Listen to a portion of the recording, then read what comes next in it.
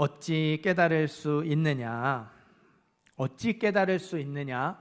제목으로 말씀 전하겠습니다. 오늘 말씀은 지난 주일과 같은 본문입니다. 지난 주일은 빌립과 에디오피아 내시를 가장 좋은 길로, 가장 완전한 길로 인도하셨던 하나님의 인도하심에 대한 말씀이었어요. 오늘은 에디오피아 내시가 구원받은 이유, 예수님에 대한 말씀, 더 정확하게는 예수님의 십자가에 대한 말씀입니다. 그래서 이거를 한 번에 살펴보기보다 한 주 두 번에 걸쳐서 살펴보고 싶어서 이렇게 두 차례 걸쳐 이렇게 설교를 합니다. 30절, 31절 같이 읽겠습니다. 빌립이 달려가서 선지자 이사야의 글 읽는 것을 듣고 말하되 읽는 것을 깨닫느냐? 대답하되 지도해 주는 사람이 없으니 어찌 깨달을 수 있느냐 하고 빌립을 청하여 수레에 올라 같이 앉으라 하니라. 아멘. 에디오피아 내시가 절기를 지키기 위해서 먼 나라에서 왔습니다. 학자들은 그 거리가 1600km 정도 된다고 해요. 그러니까 엄청나게 먼 거리에서 절기를 지키러 온 거죠. 너무 귀하고 너무 비싸서 아무나 가질 수 없었던 두루마리 성경, 그래서 회당이든 성전이든 그런 곳에서 한두 개 보관하는 게 전부였던 그거를 개인적으로 가지고 있었습니다. 성경의 언어를 공부해서 막힘없이 술술술 읽었다고 했죠. 우리야 성경을 가지고 있는 것, 또 성경을 읽는 것을 당연하게 기본값으로 생각을 하는데요, 우리나라도 조금만 옛날로 돌아가면요, 문맹이 어마어마하게 많았어요. 글을 읽는다는 것 자체가 이렇게 평범한 일이 아니었죠. 특별한 일이었죠. 예수님 당시에는 문맹이 훨씬 더 많았을 겁니다. 자기 언어도 아니고 다른 언어로 된 이거를 공부해서 읽을 수 있다는 건 엄청난 거예요. 어마어마한 열심이 아니고서는 불가능한 것이죠. 그런데 어떻습니까? 오늘 설교 제목처럼 어찌 깨달을 수 있느냐? 멀리서 엄청나게 먼 거리에서 절기를 지키러 올 정도로 열심히 있었고, 성경을 개인적으로 가지고 있고 그 성경을 읽을 정도로 열정이 있었지만 깨닫지 못했다고 하죠. 어떤 절기, 이 절기를 어떻게 지켜야 하는지를 몰랐다는 게 아니에요. 에디오피아 내시는요, 어떤 절기인지, 어떻게 절기를 지켜야 하는지를 잘 알고 있었어요. 무엇을 하면 안 되고 무엇을 해야 하는지 율법 조항을 몰랐다는 말도 아니에요. 에디오피아 내시는 613개의 율법 조항을 잘 알고 있었어요. 613개의 율법 조항에서 파생된 수많은 규칙들까지 다 알고 있었습니다. 성경의 내용이 무엇인지도 정확하게 알고 있었죠. 그래서 이사야 선지자가 말했던 고난받는 종이 누군지를 궁금해했죠. 에디오피아 내시는요, 절기에 대해서, 율법에 대해서, 성경에 대해서 알고 있었어요. 도대체 무엇을 깨닫지 못했다는 걸까요? 절기와 율법과 성경이 가리키고 있는 구원의 길, 구원받는 길, 예수님을 깨닫지 못했습니다. 이사야 선지자뿐만 아니라 수많은 선지자들이 예언했던 구원자, 그 구원자가 예수님이라는 걸 깨닫지 못했죠. 그러나 하나님은 너무나도 좋으신 분이시죠. 에디오피아 내시에게 빌립을 보내셨습니다. 35절이에요. 빌립이 입을 열어 이 글에서 시작하여 예수를 가르쳐 복음을 전하니, 빌립이 에디오피아 내시에게 누구를 가르쳐 줬어요? 예수님을 가르쳐 줬습니다. 복음을 전했어요. 에디오피아 내시가 빌립을 통해서 예수님이 하나님의 아들이고 예수님이 구원자이심을 알게 됐어요. 예수님의 죽음이 나를 위한 죽음이라는 걸, 예수님의 부활이 나의 부활, 나의 승리가 된다는 사실을 깨달았습니다. 절기와 율법과 성경이 가리키고 있는 구원의 길, 예수님을 깨달았죠. 다른 이로서는 구원을 받을 수 없나니 천하 사람 중에 구원을 받을 만한 다른 이름을 우리에게 주신 일이 없음이라. 유일한 구원의 이름 예수. 수많은 선지자들이 예언했던 구원자가 예수님이라는 걸 깨달았어요. 에디오피아 내시가 누구를 깨달았어요? 예수님을 깨달았죠. 예수님을 믿음으로 구원받았습니다. 2023년 6월에 기독교인 1000명을 대상으로 설문조사를 했어요. 자신을 그리스도인이라고 여기는 이유가 뭐냐고 물어봤습니다. 보기가 4개 있었거든요. 1번, 예수 그리스도를 개인의 구세주로 믿기 때문에. 2번, 하나님이 존재한다고 믿기 때문에. 3번, 기독교 가정에서 태어났기 때문에. 4번, 교회를 다니기 때문에. 정답이 몇 번이죠? 1번, 예수님을 나의 구원자로 믿기 때문에 기독교인이라고 대답을 해야 되죠. 2번, 하나님이 계신다고 믿는다. 요건 조금 애매하니까 빼고요. 3번, 기독교 가정, 엄마 아빠가 교회를 다니니까 나도 기독교인이다. 4번, 내가 교회를 다니니까 기독교인이다. 이 3번, 4번은 완전히 잘못된 답이죠. 그런데요, 14.4%가 3번과 4번에 답을 했어요. 어떤 목적으로 교회를 다닙니까? 라는 질문도 있었어요. 이것도 보기가 4개인데요. 1번, 선한 사람이 되기 위해서. 2번, 마음의 평안을 얻기 위해서. 3번, 건강, 돈, 가족, 관계, 이런 문제들 있죠. 인생의 문제를 해결하기 위해서. 4번, 구원과 영생을 위해서. 정답은 몇 번이죠? 4번. 우리가 교회를 다닌 목적, 예수를 믿는 목적이 구원받고 영생을 얻기 위해서예요. 그런데요, 26.5%가 1번, 2번, 3번을 답으로 적었습니다. 기독교인을 대상으로 설문조사를 한 거잖아요. 스스로를 기독교인이라고 생각합니까? 라는 질문 1번이었거든요. 이 1번 질문에 아니다, 잘 모르겠다가 9.6%였어요. 그러니까 자기 기독교인을 대상으로 설문조사를 하는데 당신 기독교인 맞아요? 잘 모르겠어요. 아닌 것 같아요가 10% 가까이 되는 거예요. 왜 교회를 다니세요? 왜 잘못된 대답을 한 사람이 26.5%. 왜 당신이 기독교인이라고 생각합니까? 뭐 때문에 기독교인이라고 생각합니까?에 완전 잘못된 답이 14.4%. 그러니까 이 설문조사 이걸 통계를 내서 도출해 있는 결론이요. 명목상 교인. 그러니까 실제로는 믿지 않는데 그냥 그 종교란에 기독교라고 적은 명목상 교인이 39.5%, 40%에 가깝다는 결론이 나왔습니다. 10명 중에 4명은 교회를 다니지만 믿음이 없다는 거예요. 10명 중에 4명은 교회를 다니지만 구원받지 못했을 가능성이 높다라는 결론이 나왔습니다. 여러분은 어디에 속해 있다고 생각하십니까? 10명 중에 6명 구원받은 그리스도인이라고 생각하십니까? 아니면 10명 중에 4명 교회를 다니지만 구원받지 못한 명목상 교인, 교회를 다니지만 믿음이 없는 명목상 교인에 속한다고 생각하십니까? 교회를 잘 다니고 있고 성경을 어느 정도 알고 있고 이런저런 봉사를 하며 직분자로 섬긴다고 구원받는 게 아니에요. 그런 것들로는 구원받을 수 없습니다. 에디오피아 내시를 보세요. 절기를 지키기 위해서 먼 나라에서 1600km가 넘는 그 거리를 왔잖아요.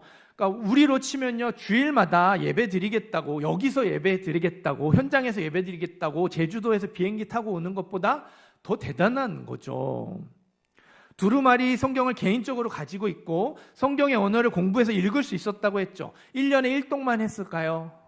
5독, 10독 그 이상 하지 않았을까요?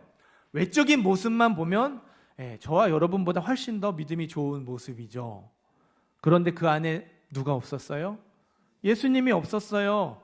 예수를 믿는 믿음이 없었습니다. 구원받지 못한 사람, 명목상의 교인이었어요. 32절, 33절도 읽어보겠습니다. 32절과 33절 읽습니다. 읽는 성경 구절은 이것이니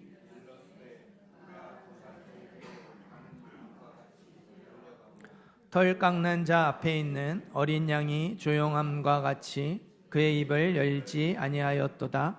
그가 굴욕을 당했을 때 공정한 재판도 받지 못하였으니 누가 그의 세대를 말하리요? 그의 생명이 땅에서 빼앗김이로다. 아멘. 예수님이 우리 죄를 용서하기 위해 도살장에 끌려가는 양처럼 끌려가셨습니다. 억울한 재판, 결과가 정해져 있는 재판을 받으셨는데 털 깎는 자 앞에서 조용한 양처럼 잠잠하셨어요. 그거를 다 받아들이셨죠. 채찍에 맞으셨고 가시관을 쓰셨습니다. 온갖 모욕과 조롱 가운데 십자가에 못 박혀 죽으셨습니다. 우리가 잘 알고 있는 사실이죠. 여러분, 그거를 깊이 묵상하셔야 돼요. 예수님의 십자가가 어떠한 것인지를 깊이 생각하셔야 됩니다. 우리가 고난주간마다 이거를 깊이 살펴보며 묵상하지만 십자가 그 당시에는 사형도구였어요. 죄인의 양손과 발에 못을 박아서 십자가 형틀 나무 틀에 매달아 놓습니다. 양손과 발에 박힌 못으로 체중이 지탱이 안 되겠죠. 몸이 점점 아래로 처지게 되면서요, 이 상처가 점점 크게 벌어집니다. 피가 더 많이 나오게 되고 고통이 더 심해지죠. 아래로 처진 몸은요, 이 횡격막을 압박해서 숨을 제대로 쉬지 못하게 만듭니다. 십자가 위에서 죽음을 맞이하는 경우가 두 가지래요. 과다출혈로 인한 쇼크사, 아니면 질식사. 그렇게 죽음에 이르기까지 걸리는 시간이 최소 24시간, 하루가 걸렸다고 합니다. 게다가 십자가에 매달린 죄는 속옷도 입지 못했어요. 여러분이 보는 그 그림, 예수님이 이렇게 중요부위를 가린 그거는 잘못된 그림이에요. 나체입니다. 알몸으로 매달렸어요. 하루 종일 고통과 호흡 곤란, 엄청난 부끄러움 가운데 서서히 죽어가게 만드는 게 십자가형이었어요. 정말로 잔인한 사형 방법이었죠. 부정적인 이미지, 눈살을 찌푸릴 수밖에 없었습니다. 오죽하면 나무에 달린 자는 저주받은 자라고 했겠어요. 그럼에도 불구하고 십자가는 저와 여러분에게 부정적인 이미지가 아니죠. 십자가를 보면서 눈살을 찌푸리는 사람 없습니다. 오히려 십자가를 볼 때마다 감격하고 감사하죠. 왜 그렇습니까? 예수님 때문이죠. 끔찍한 사형 도구였던 십자가를 우리가 믿음의 상징으로 사용하는 이유, 거기에 예수님이 죽으셨거든요. 나를 위해서, 내 죄를 위해서 죽으셨거든요. 그래서 십자가를 볼 때마다 우리가 감격하고 감사하게 되는 거예요. 예수님의 십자가로, 예수님이 십자가에서 고통받으시고 그 모든 걸 감내하셔서 우리 안에 어떤 일이 일어났는지를 생각해 보세요.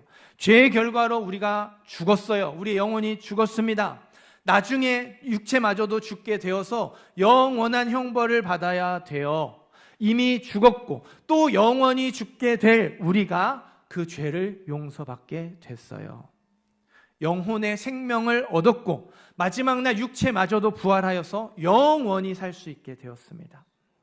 하나님과 원수였던 우리가 하나님의 자녀가 되었죠. 감히 하나님 앞에 나아갈 수도 없었던 우리가 하나님의 자녀가 되었어요.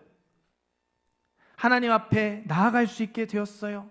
하나님을 아버지라 부를 수 있게 되었습니다. 우리의 어떠함과 상관없이 하나님의 은혜와 사랑 안에 거하게 되었고 선하신 하나님의 인도하심 가운데 살아가게 되었습니다. 이게 다 예수님의 십자가로 우리 안에 이루어진 일이에요.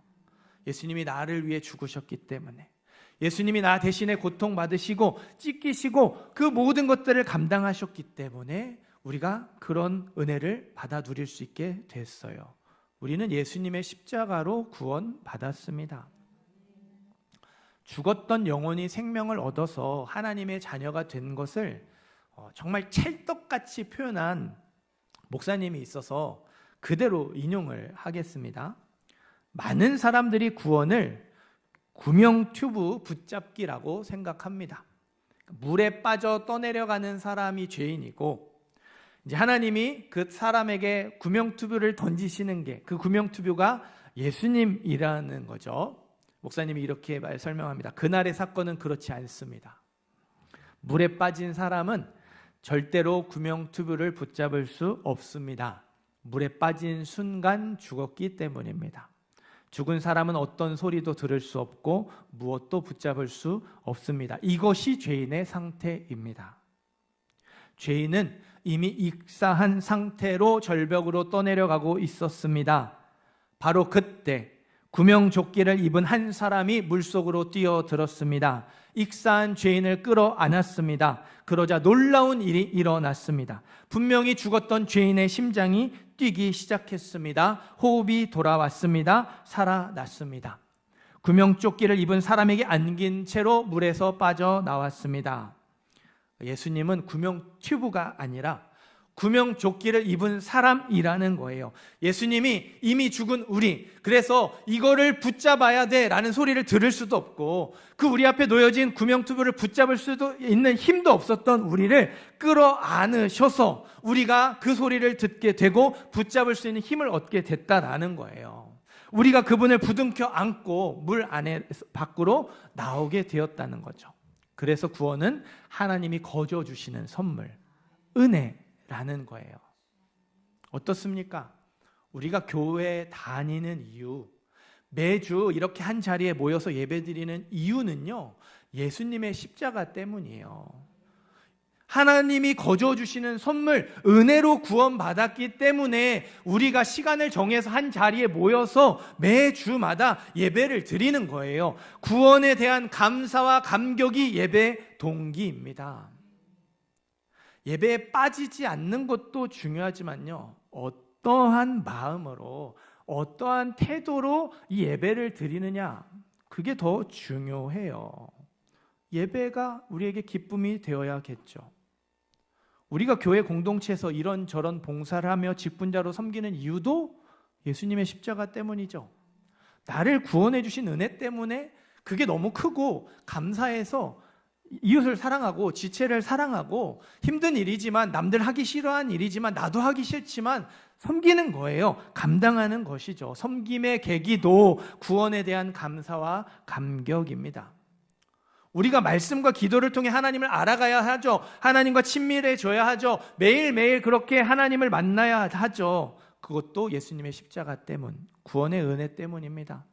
우리가 비그리스도인과 다르게 살아가야 하는 이유, 세상의 빛과 소금이 되어야 하는 이유 또한 예수님의 십자가 때문, 구원의 은혜 때문입니다.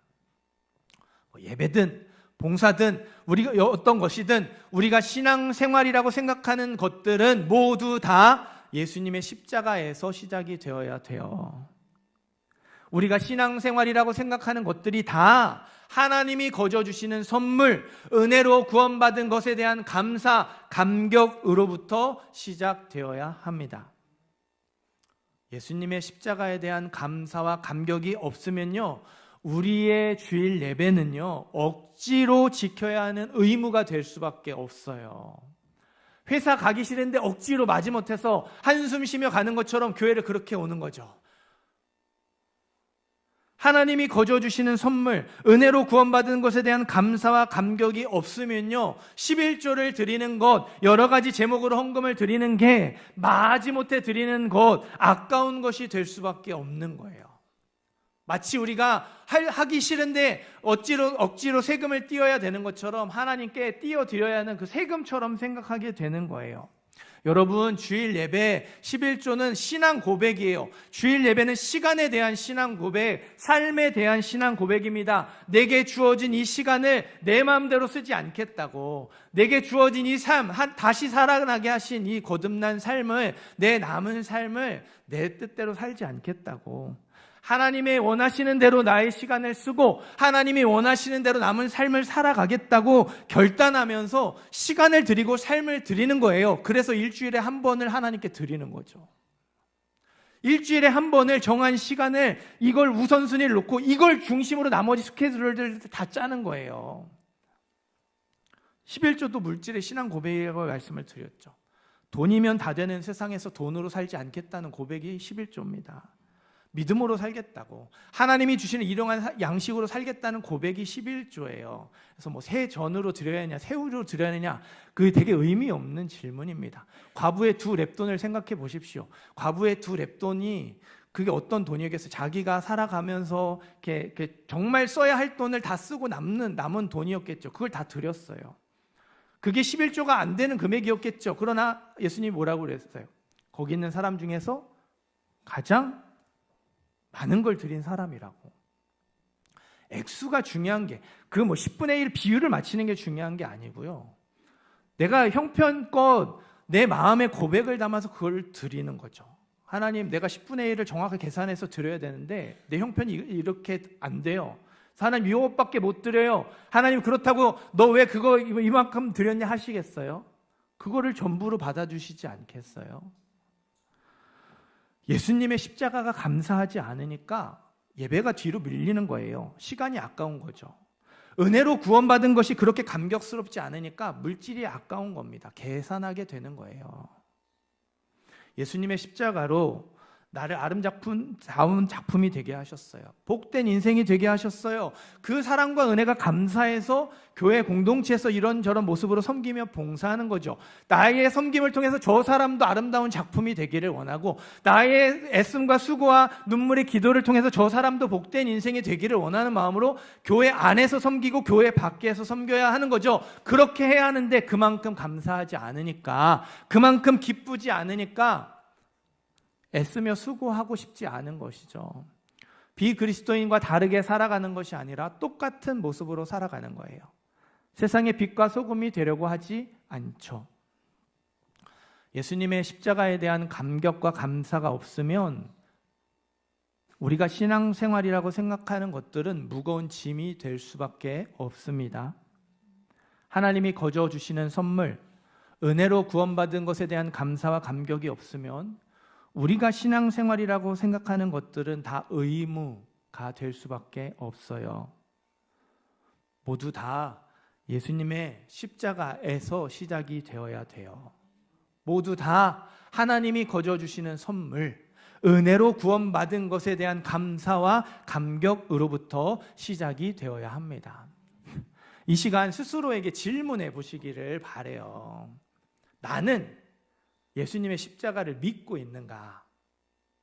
나는 하나님이 거저 주시는 선물, 은혜로 구원받은 것을 정말로 믿고 있는가? 대부분의 분들이 믿는다고 대답을 하실 거예요.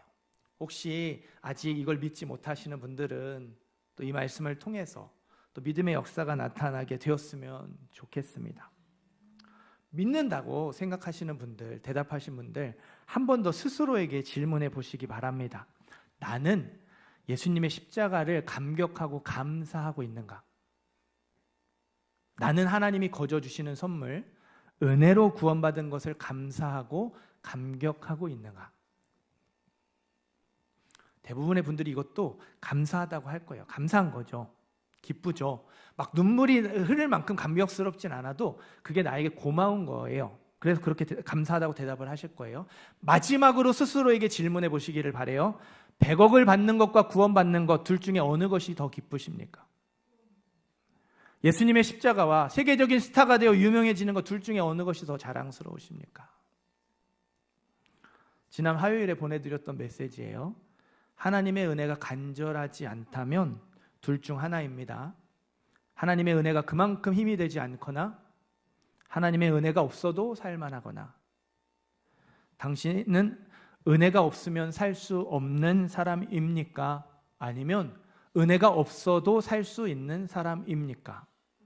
하나님의 은혜가 정말로 힘이 되는 것을 경험해야 합니다. 하나님이 없으면 안 되는 사람은 100억을 받는 것보다 구원받는 게 더 기쁠 거예요. 하나님이 없으면 안 되는 사람은 세계적인 스타가 되어 유명해지는 것보다 내세울 것 하나 없을지라도 예수님의 십자가 하나만으로 자랑스러울 거예요. 그러나 하나님이 없어도 괜찮은 사람은 100억을 받는 게 더 기쁠 거예요. 세계적인 스타가 되어 유명해지는 게 더 자랑스러울 겁니다. 조금 더 여러분 불편하게 말씀을 드릴까요? 구원받는 것도 기쁘죠. 100억을 받는 것도 기쁘죠. 똑같이 기쁜 건 하나님이 없어도 괜찮다는 징조일 수 있어요. 내가 유명해지고 내가 그래서 이렇게 나의 어떠함이 자랑스러워지는 거 좋죠. 그런데 그게 또 예수님의 십자가랑 비슷하다면 내가 하나님이 없어도 괜찮다는 징조일 수도 있어요. 정말로 하나님이 없어도 괜찮다면 여러분 예수님의 십자가를 감사하지 않으셔도 돼요. 그냥 세상 것 좋아하는 만큼 좋아하셔도 됩니다. 정말로 하나님이 없어도 괜찮다면 하나님이 거저 주시는 그 선물, 은혜로 구원받은 것이 그렇게 감격하지 않아도 돼요. 그러나 하나님이 없으면 안 된다면, 하나님이 꼭 필요하다면 예수님의 십자가에 대한 감격과 감사가 회복되어야 돼요. 그게 그냥 어느 정도 감사한 것에서 끝나시면 안 됩니다. 하나님이 거저 주시는 선물, 은혜로 구원받은 것에 대한 감사와 감격이 회복이 되어야 돼요. 이게 어느 정도 그냥 귀한 것, 좋은 게 아니라 정말로 귀한 것, 정말로 좋은 것이 되어야 합니다. 믿으시기를 바라고요. 회복하시기를 바랍니다.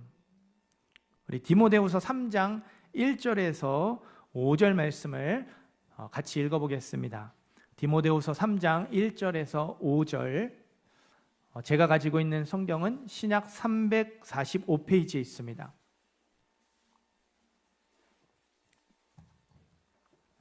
신약 345페이지에 있는 디모데후서 3장 1절에서 5절입니다.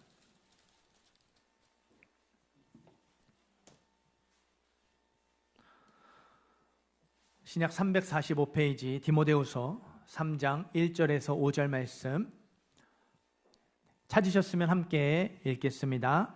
너는 이것을 알라. 말세에 고통하는 때가 이르러 사람들이 자기를 사랑하며 돈을 사랑하며 자랑하며 교만하며 비방하며 부모를 거역하며 감사하지 아니하며 거룩하지 아니하며 무정하며 원통함을 풀지 아니하며 모함하며 절제하지 못하며 사나우며 선한 것을 좋아하지 아니하며 배신하며 조급하며 자만하며 쾌락을 사랑하기를 하나님 사랑하는 것보다 더하며 경건의 모양은 있으나 경건의 능력은 부인하니 이 같은 자들에게서 내가 돌아서라.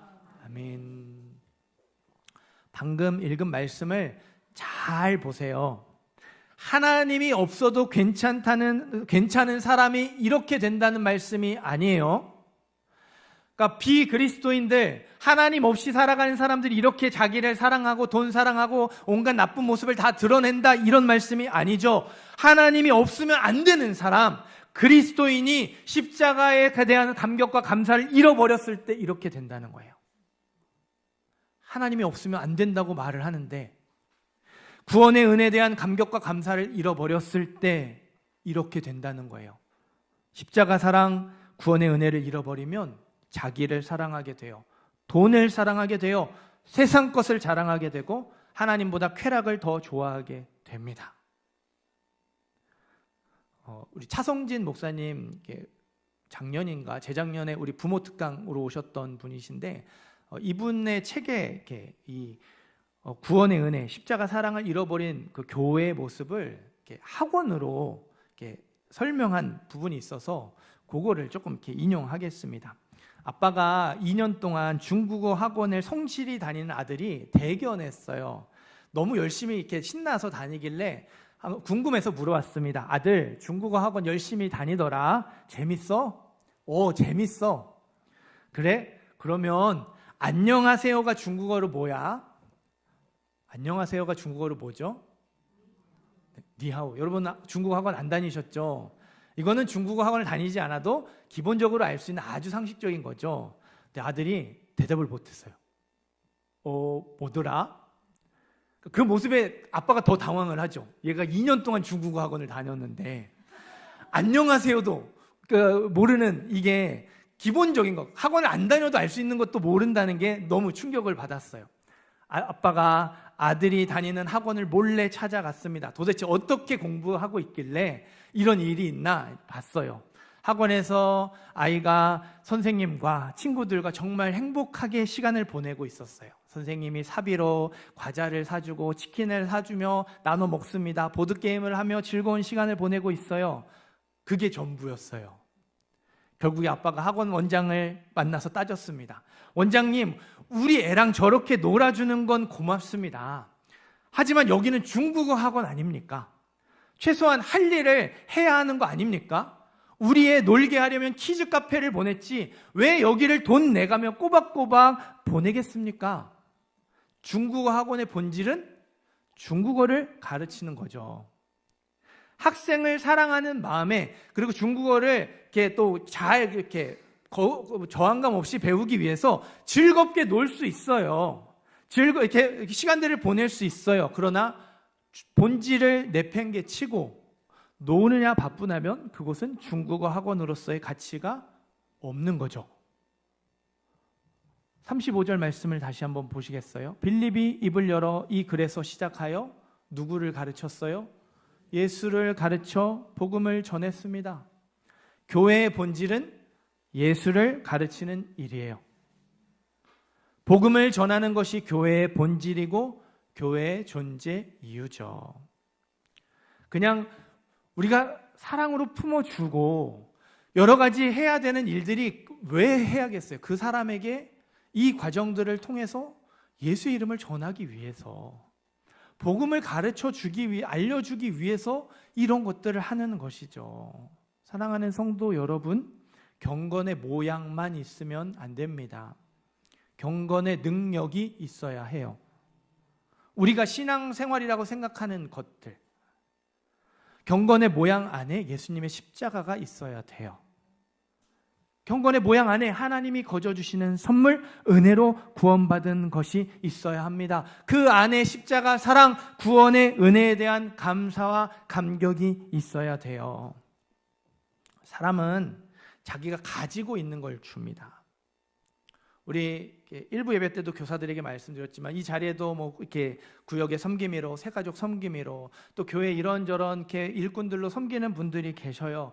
애써 주시는 거 너무너무 감사합니다. 그러나 여러분 안에 예수의 이름이 있어야 합니다.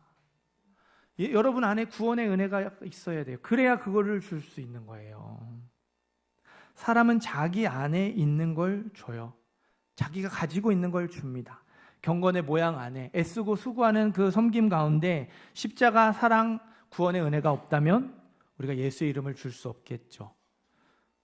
복음을 전할 수 없겠죠.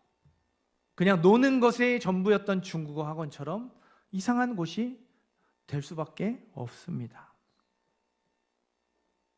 경건의 모양 안에 십자가, 사랑이 있고 구원의 은혜가 있어야 예수의 이름을 줄 수 있고 복음을 전할 수 있습니다. 예수님의 십자가 죽음이 나를 위한 죽음이라는 걸 깨닫는 저와 여러분이 되기를 간절히 소망합니다. 그 십자가가 나에게 생생한 감사의 제목이 될 수 있었으면 좋겠어요.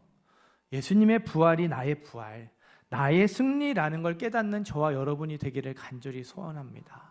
그래서 우리가 예수님의 그 부활을 붙들고 나도 부활하게 될 것을, 나도 승리하게 될 것들을 붙들며 이 소망을 잃지 않았으면 좋겠습니다.